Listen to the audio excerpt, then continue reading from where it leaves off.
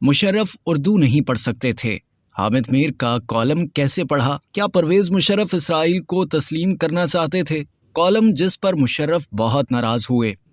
जिन दिनों तैयारा hijacking case में नवाज शरीफ को फांसी देने का मुतालबा किया जा रहा था, उस दौरान हामिद मीर ने कॉलम लिखा जिसका उन्वान था फांसी बहुत जरूरी है। ये 1999 का वो कॉलम था जिसमें कहा गया कि फांसी बहुत जरूरी है, लेकिन नवाज शरीफ को नहीं, उस निजाम को फांसी लगाओ जिसने नवाज शरीफ पैदा किया। फौजी बगावत के चंद हफ्ते बाद लिखे जाने वाले इस कॉलम पर मुशर्रफ साहब बहुत नाराज हुए थे। इस कॉलम में मुशर्रफ साहब से कहा गया था कि नवाज शरीफ को फांसी नहीं देनी चाहिए। अगर फांसी देनी है तो उस निजाम को दें जो नवाज शरीफ पैदा करता है। अगर नवाज शरीफ को फांसी लग गई तो असगर खान केस और लंदन के पार्कलैंड फ्लैट समेत मामलात की इंक्वायरी कैसे होगी? हामिद मीर बताते हैं कि मुशर्रफ साहब उर्दू नहीं पढ़ सकते थे। उन्हें मेरे कॉलम की अंग्रेजी समरी दी गई तो उन्होंने मुझे बुलाया और कहा कि तुम असगर खान केस को भूल नहीं सकते। मैंने जवाब में कहा कि अगर असगर खान केस का फैसला ना हुआ तो ये निजाम किसी नए नवाज शरीफ को पैदा कर देगा। लेकिन मुशर्रफ साहब ने मेरा ये फिल्मी डायलॉग बड़ी शाहाना रऊनत के साथ अपने सिगार के धुएं में गुम कर दिया।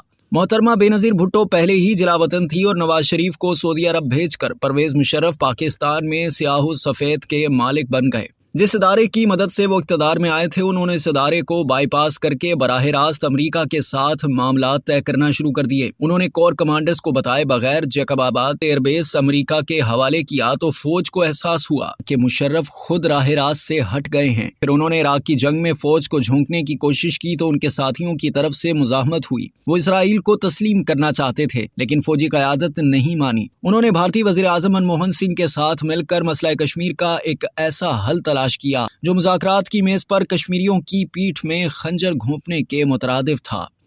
अब तक के लिए इतना ही। मज़ीद जानने के लिए सब्सक्राइब कीजिए डेली जंग यूट्यूब चैनल और लाइक कीजिए डेली जंग फेसबुक पेज।